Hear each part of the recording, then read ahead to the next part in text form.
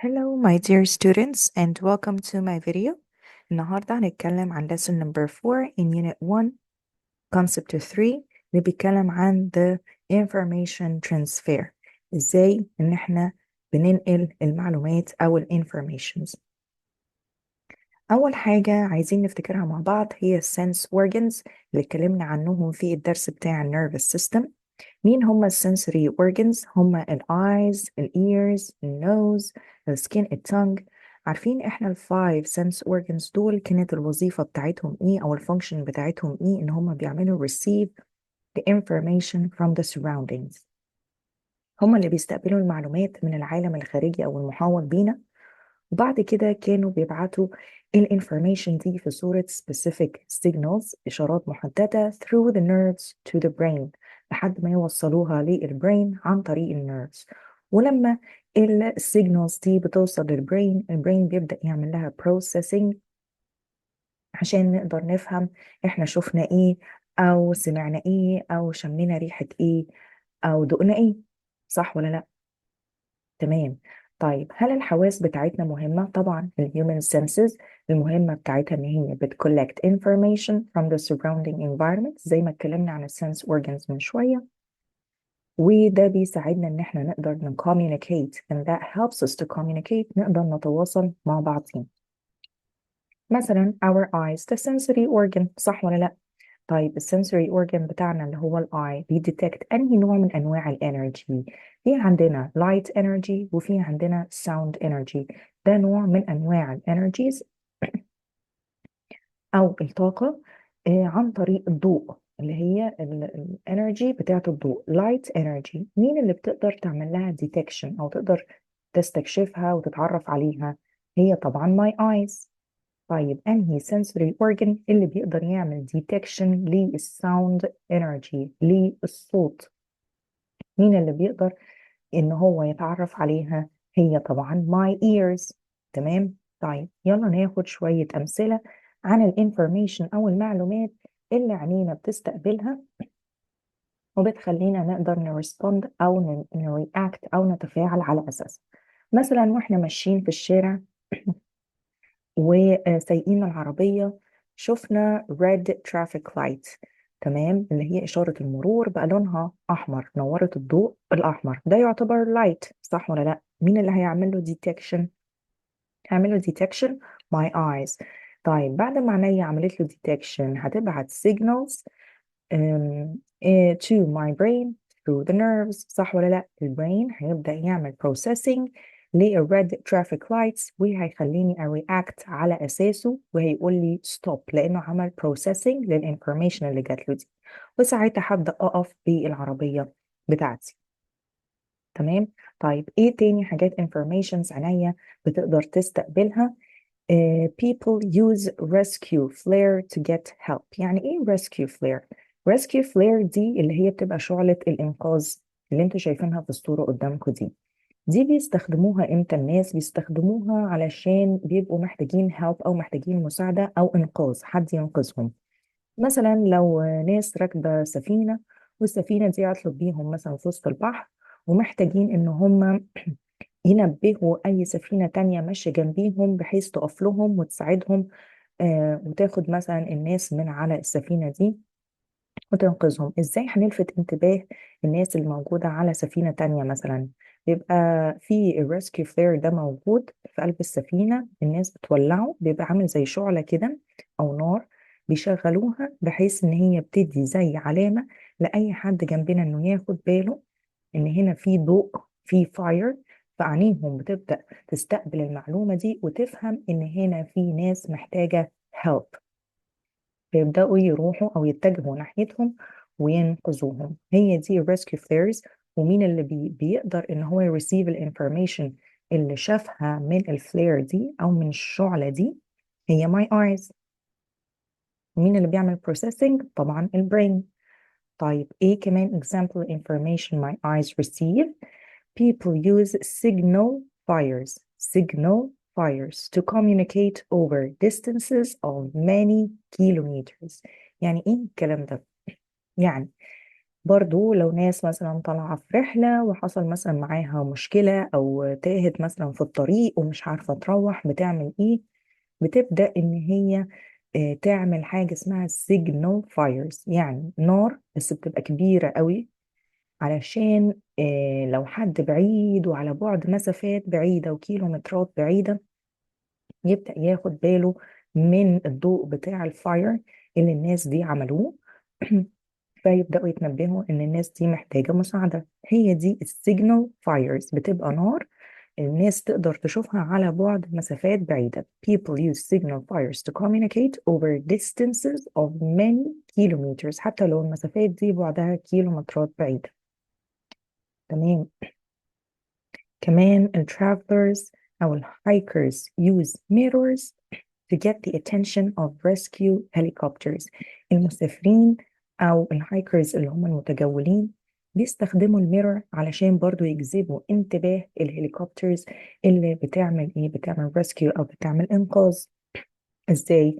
لو احنا برضو مثلا عندنا هنا ناس كانت برضو مسافرة او طالعة رحلة ومثلا تاهت برضو في طريقها، بيبقى معاها مراية، والمراية دي بتساعدهم في ان هم يجت هيلب، برضه ان هم يحصل لهم ريسكيوينج او يتم انقاذهم. ازاي؟ ان هم بيحطوها في اتجاه الشمس. تمام. فالسان لايت يقع على الميرور، وزي ما اتفقنا في الدرس بتاع اللايت ريفليكشن، الميرور بيعمل ايه؟ الميرور بيعمل ريفليكشن لللايت falling on it، وهو كمان smooth surface، فبيقدر ان هو يعمل ايه؟ يعمل reflection to large amount of light. لما بيعمل ريفليكشن لللارج amount of light اللي واقع عليه، بيبدأ هو كمان يعمل ايه؟ يطلع ضوء. يعني مش إضاءة الميرور، لكن دي انعكاس او الريفليكشن بتاع السان لايت اللي واقع عليه. فالضوء اللي طالع من الميرور او اللايت ده بيبدأ ينور كده، فهما بيحطوه في اتجاه الهليكوبترز اللي مسافرة فوقيهم. فلما الهليكوبترز تشوف الضوء ده بتفهم ان في ناس تحت محتاجة برضو rescue او help، يبدأوا ينزلوا علشان ينقذوه. طيب، الناس اللي سايقة الهليكوبتر وطايرة بيها ازاي بتاخد بالها ان في لايت تحت؟ ما هي استخدمت ايه؟ استخدمت عينيها، صح؟ يبقى دي eyes هي برضو اللي عملت gathering للinformation، اللي هي عبارة عن ايه؟ الضوء اللي طالع من الميرور. تمام. تمام. الهيومنز كمان بتستخدم حاجات تانية to transfer information علشان تتنقل المعلومات ما بينهم وما بين بعض. ايه الحاجات التانية اللي الهيومنز بيستخدموها؟ بيستخدموا حاجة اسمها codes او شفرات. تمام. يعني ايه كود؟ الديفينيشن بتاع الكود ده مهم قوي. it is a pattern that has a meaning، يعني هو نمط او حاجة احنا بنعملها ليها معنى. تمام. تعالوا ناخد امثلة او examples علشان نفهمها اكتر. مثلا من الاكزامبلز بتاعت الكودز، اللانجوج، اللغة اللي احنا بنتكلم بيها. تمام. اللانجوج دي تعتبر كود، لو احنا مش فاهمين اللغة بتاعت بعض مش هنفهم احنا بنقول ايه، صح ولا لا؟ يبقى تعتبر نوع من انواع الشفرات او الكودز. واللانجوج دي من ضمن الحاجات طبعا اللي احنا بنستخدمها علشان نقدر نكوميونيكيت with each other and transfer information. كمان الرايتنج والاكسبريشن of the faces، يعني التعابير بتاعت وشنا. thumbs up or down، يعني ان انا ارفع صباعي الثumb بتاعي لفوق او انزله لتحت. كمان الترافيك لايتس، اشارات المرور، واللايت هاوس اللي هي المنارة، والساوند or the music، الاصوات او الموسيقى. كل دي تعتبر examples للكودز او الشفرات اللي احنا بنستخدمها علشان transfer information ونتواصل مع بعض. اللانجوج مثلا قلنا ان هي it's a code، بس in the form of ايه؟ in the form of sound. يعني ايه in the form of sound؟ لما بنتكلم بنطلع صوت، ولما بنتكلم بنستخدم اللغة بتاعتنا اللي هي مثلا اللغة العربية. لو بنتكلم مع حد ما بيفهمش عربي وبيعرف English بنتكلم معاه in English. تمام. we're different languages mean different codes. اللغات المختلفة طبعا دي معناه ان هم عندهم شفرات مختلفة. مثلا التشاينيز لو انتوا شايفين هنا اللترز بتاعتها مختلفة خالص عن اللترز بتاعت الانجليش. لو احنا ما بنعرفش تشاينيز مش هنقدر نفك الشفرة بتاعة الحروف التشاينيز ولا نفهم ايه الكلام اللي مكتوب. تمام. تمام. فدي تعتبر نوع من انواع الكودز اللي هي مين؟ اللانجوج. people use language to transfer information and to communicate. طيب مين بقى اللي بيعمل decoding؟ مين اللي بيفك الشفرة دي؟ يعني يفك، والكود اللي هي الشفرة. مين في جسمنا اللي يقدر يقوم بالمهمة دي، انه يعمل decoding للكودز؟ زي مثلا الكود بتاعت اللانجوج، يقدر يفك الشفرة ويفهم الكلام اللي احنا بنقوله مع بعض. هو مين؟ هو my brain. البرين هو اللي بيعمل decoding لأي كود احنا بنتعامل بيه مع بعض. تعالوا نشوف مثال تاني للكودز. هو writing. يعني writing ده بيبقى عبارة عن symbols. It's a code that uses symbols. Symbols دي يعني زي الحروف، رموز يعني اللي هي الحروف. to give a specific meaning، بحط الحروف أو السيمبلز جنب بعض، فبالتالي بيديني معنى أقدر أفهمه. زي مثلا كلمة thank you لو كتبتها لحد، ببدأ إن أنا أقراها وأقرأ السيمبلز دي اللي جنب بعض وأفهم هو عايز يقول لي إيه. والبرين بتاعي برضه هو اللي بيعمل decoding للكود ده، بيفك شفرته، بيفهمني إن الشخص ده عايز يقول لي مثلا thank you. Another example of code is the expression or faces. يعني التعبير بتاعت وشنا. تمام. They are codes that help people know that you're feeling whether you're sad, you're happy, you're angry. يعني أنا لو مكشر وعمل حواجبي كده لجوه، أي حد قدامي من غير ما أتكلم هيفهم من my expression or my face إن أنا إيه، I'm angry or I'm sad. تمام. لو أنا بضحك وفي smile on my face، أي شخص قدامي من غير ما أتكلم معاه هيفهم ده I'm happy. ده يعتبر كود الناس بتقدر تعرف بيه ال feelings بتاعتنا. تمام. طيب thumbs up or thumbs down ده برضه يعتبر code express simple meaning like good or bad. لما برفع my thumbs up كده معناه ان دي حاجة كويسة، ولما بحط my thumbs down معناها انه it's a bad thing. برضه من غير ما بنتكلم بنفهم معاني الكودز دي مع بعض. كل ده برضه بفضل my brain، لان هو اللي بيعمل decoding لكل الكودز دي. اللايت هاوس اللي هي المنارة. المنارة دي ايه الفانكشن بتاعتها؟ هي بتسند كودز in the form of flashlights. بتطلع كودز في صورة فلاش لايت أو إضاءة. الإضاءة دي إيه يعني؟ ليه مهمة؟ إن هي مهمة عشان it tells sailors where they are. بتقول للبحارة، السيلرز اللي هم البحارة أو القبطان بيبقى القائد بتاع السفينة، علشان يعرف الاتجاهات ويمشي ازاي. اللايت هاوس دي هي اللي بتطلع لهم كودز في صورة فلاش لايت علشان تساعدهم في طريقهم في البحر. تمام. تمام.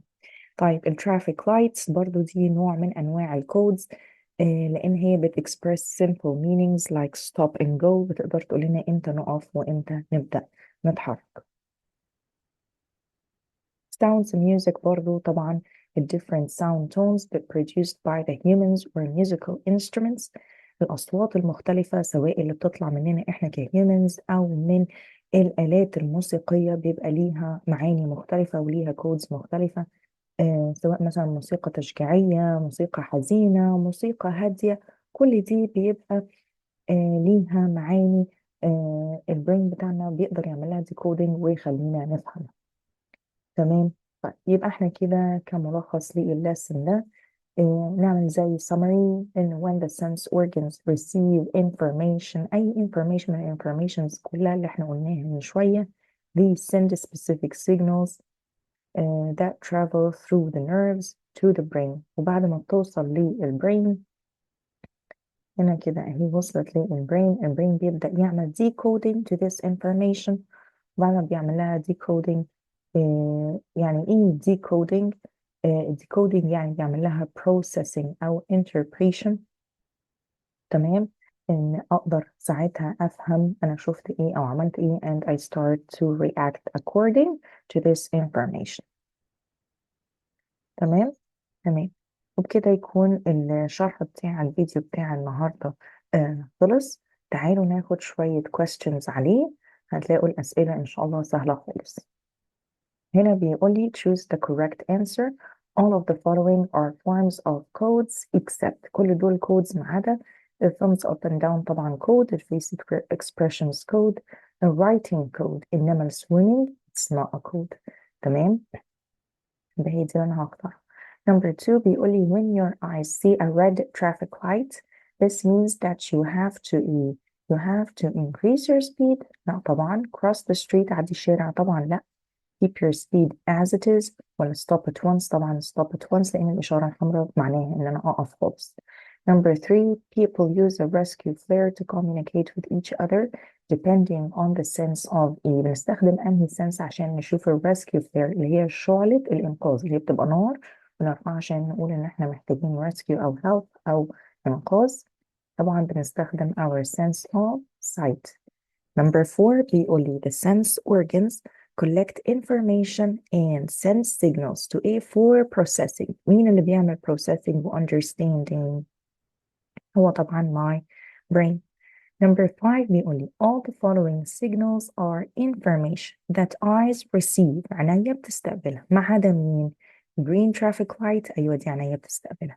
الفاير alarm اللي هو الإنذار بتاع الحريق ده أكيد مش my eyes هي اللي بتستقبلها دي my ears اللي بتستقبلها لأن هي بتبقى صورة alarm يعني صوت. signal fires قلنا اللي هي النار الكبيرة اللي بنعملها علشان نتواصل بيها مع بعض دي برضو عينيا بتستقبلها. والريسكيو فلير برضو عينيا بتستقبلها. يبقى الوحيدة اللي مش عينيا بتستقبلها لكن my ears اللي بتستقبلها هي الفاير alarm. طيب number 2 بيقول لي choose from column B what suits it in column A. thumbs up معناها ايه؟ هل it's a code that means that you are in danger؟ لا طبعا. it's a code that means that you say yes. أيوة هي دي. يبقى thumbs up معناها إن أنا قصدي إني أقول yes بس من غير ما أتكلم برفع صباعي لفوق خلاص اللي قدامي بيفهم إن أنا قصدي yes. Number 2 thumbs down. هل it is a code that means that you are in danger إن أنت في خطر ولا it is a code that means that you say no؟ أيوة هي دي. it's a code that means that you say no من غير ما أتكلم برضو مجرد ما بنزل صباعي لتحت اللي قدامي بيفهم إن أنا قصدي لا. Number 3 بيقول لي put right or wrong. Animals communicate with each other by using different senses. أيوة طبعا الحيوانات بيتعاملوا مع بعض different senses. Fireflies بالsense of sight. الants بالsense of smell. whales بالsense of hearing. dolphins والbats برضو بالhearing. Number 2 بيقول لي sense organs. الخمسة sense organs eyes, ears, nose, tongue, skin can decode. هم اللي بيعملوا decoding يعني بيفكوا الشفرة بتاع the information that is sent by the brain. طبعا غلط لأن اللي بيعمل decoding مش sense organs اللي بيعمل decoding هو البرين. طيب number 3 بيقول لي expressions on faces are codes that help people predict our feelings. بالظبط أيوة طبعا إجابة السؤال ده هيكون صح. Number 4 بيقول لي different languages have um, have similar codes. برضو طبعا دي مش صح لأن different languages اللغات المختلفة معناها إن هم عندهم different codes يعني شفرات مختلفة. يبقى إجابة السؤال ده غلط. People use signal fires النار to communicate over distances of many kilometers. أيوة صح. الجملة دي مظبوطة وصح. طيب number 4 بيقول لي write the scientific term. هنا بيقول لي ايه؟ بيقول لي sense organ that can detect sound energy. مين الأورجن بتاعي اللي بيقدر انه يميز او يتعرف على sound energy؟ طبعا هما ears. طيب number 2 بيقول لي sense organ that detect light energy. مين الأورجن اللي عندي اللي بيقدر يتعرف على الضوء؟ yeah my eyes. تمام. number 3 it sends flash codes to tell sailors where they are. السيلرز قلنا هم البحارة اللي في البحر. مين اللي بيبعت لهم flash codes يعني شفرات في صورة إضاءة أو flashes علشان يعرفوا هم فين؟ هي دي طبعا المنارة اللي احنا قلنا بيبقى اسمها light house. Number 5 بيقول لي complete. Number 1 humans can communicate with each other while ears of the human detect any energy. لسه قايلينها فوق في scientific term إن ال ears detect the sound energy while the eyes of the human detect any energy. ال eyes بتاعت ال human بتdetect the light energy. Number 2 بيقول لي fireflies use مسافة energy in their communication. Fireflies قلنا إن هما بيطلعوا light بيستخدموا light energy. Number 3 music is code that use the sense of E to communicate. The music is a code that use the sense of طبعا hearing لأن الموسيقى احنا بنسمعها. Number 4 بيقول لي writing is a way of coding that uses the sense of E to communicate. هو عايز يعرف السنس اللي أنا بستخدمه في الكتابة. طيب أنا دلوقتي كتبت حاجة علشان أشوف أنا بكتب إيه. هل بستخدم أنهي سنس من السنسز بتاعتي؟ هل استخدم الهيرنج سنس مثلا؟ لا طبعا. السميل سنس؟ لا طبعا. هل بستخدم مثلا my touch أو my tongue؟ لا. أنا بستخدم مين؟ بستخدم عينيا عشان أشوف أنا بكتب إيه. فدي هنا أقدر أقول إن أنا بستخدم my sense of sight to communicate.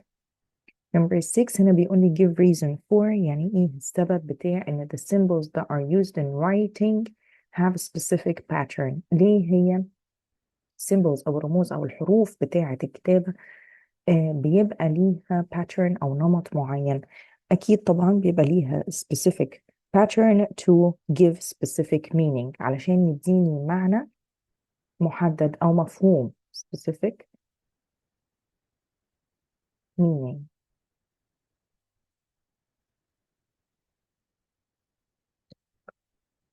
خلاص according to the arrangement of letters على حسب ترتيب الحروف بقدر أكون كلمة والكلمة دي بيكون ليها معنى specific meaning. تمام. Okay, number 2 بيقول لي people use face expressions during talking with each other. ليه بنعمل تعبيرات بوشنا وقت ما احنا بنيجي نتكلم مع بعض؟ عادي سهلة جدا. to predict علشان نسهل على اللي قدامنا انه يقدر يتوقع انا حاسس بايه. to predict أو to help أساعد people to help people predict our feelings. بنساعد الناس إن هي تعرف إحنا حاسين بإيه بدون ما نتكلم. Number 7 بيقول لي what happens if يعني هيحصل إيه لو traffic lights become red when you're going across the road. لقيت إشارة المرور بقت لونها أحمر وأنا بعدي الشارع. طبعا أول حاجة مين اللي بيشوف ال traffic light دي؟ my eyes. يبقى the eyes هتسند specific signals to my brain خلاص through the nerves وبعد كده my brain processes the information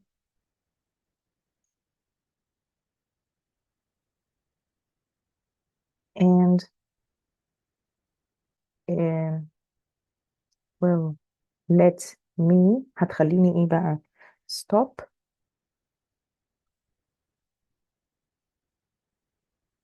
walking and not to cross the road معديش الشارع.